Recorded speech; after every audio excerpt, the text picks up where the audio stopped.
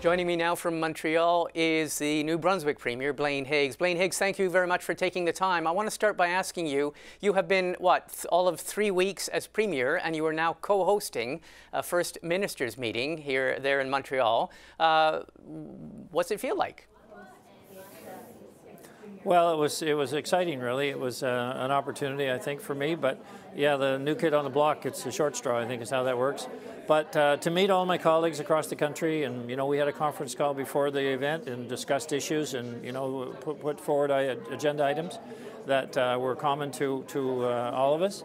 So it was kind of surreal in that sense, but it was a real pleasure to meet them all. And now I feel like I could call any one of them and have a chat. Okay, well, let's go down some of the things that we know were addressed and things that were important to New Brunswick and to you. Let's talk about the Energy East pipeline or a successor to it. You've been keen on trying to revive that project. I understand you had a chance to talk to another new kid on the block, Quebec Premier François Legault. Monsieur Legault told reporters that it's just a non-starter in Quebec. He had said that he was open to it, but he's talking to people in Quebec and he thinks it's just politically not going to go ahead. What do you make of that answer you got from him at the meeting today?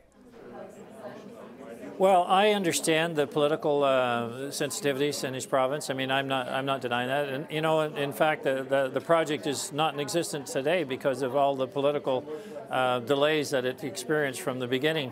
I mean, back when I was finance minister in the province, it was supposed to be up and running by this point in time, or a year ago. So, so it is true that he has that to face, and I didn't deny that. But we have stranded assets in our Alberta, which are being devalued by about 70%. Premier Legault has stranded assets in terms of hydropower generation that he'd like to see get to market. Manitoba has a similar situation.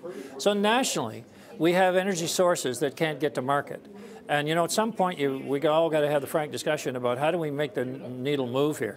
And let's get beyond the politics and let's try to work with our communities. And I appreciate the challenges these have, and I don't deny that. But I still am optimistic we need to find solutions. But does that mean, I want to get to Alberta in a second, but does that mean then that for all intents and purposes, politically, this is not going ahead? You would love to try and rekindle the project, but it doesn't seem as if it's going ahead.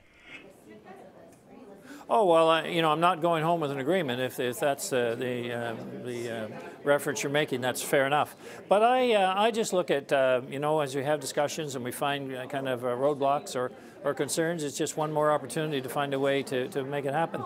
So I intend to continue this discussion, and also I think we have to. Our transfer payments and Alberta has been feeding our country now for a long time, and I'm a recipient of transfer payments, as indeed most provinces are.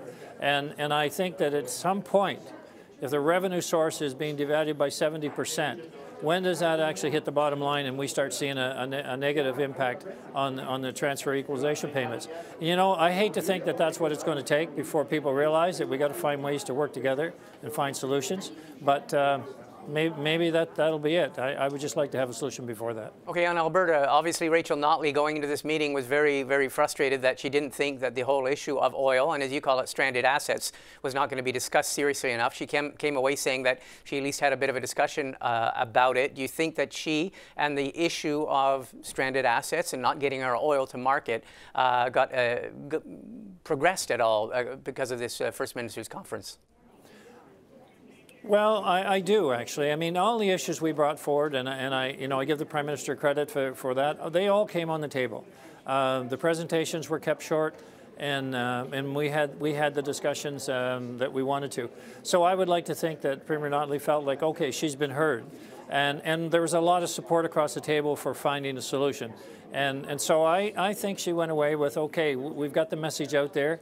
What I like to see, I guess it's the engineer in me really, I like to see very clear timelines established, and where you have someone that owns the project and they coordinate the next steps, and you have milestone meetings, or you sit in a room for 2 weeks to get the job done and a path forward.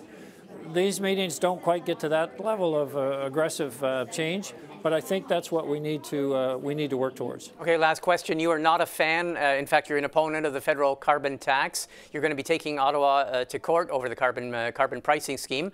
Can you tell us what happened in that room? Did the Prime Minister tell another opponent of the carbon tax, did he tell Ontario Premier Doug Ford that the Ontario government would have to do more than 30% reductions in greenhouse gas emissions?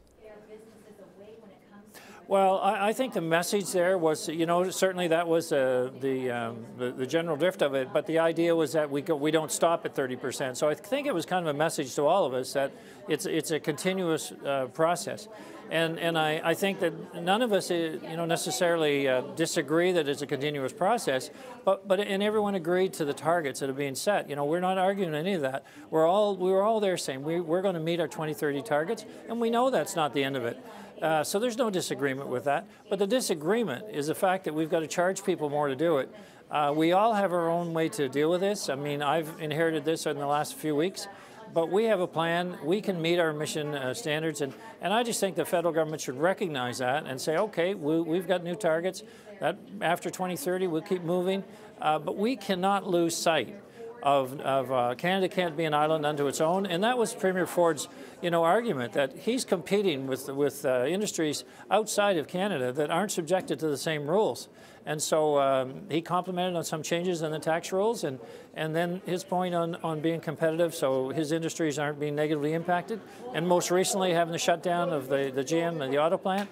You know, there's legitimate concerns about us, our competitiveness, and not going overboard here and find ourselves, our economy declining. Okay, well, Premier Blaine Higgs, I want to thank you very much. Thanks for taking the time, and congratulations on your first Ministers' meeting. Thank you very much.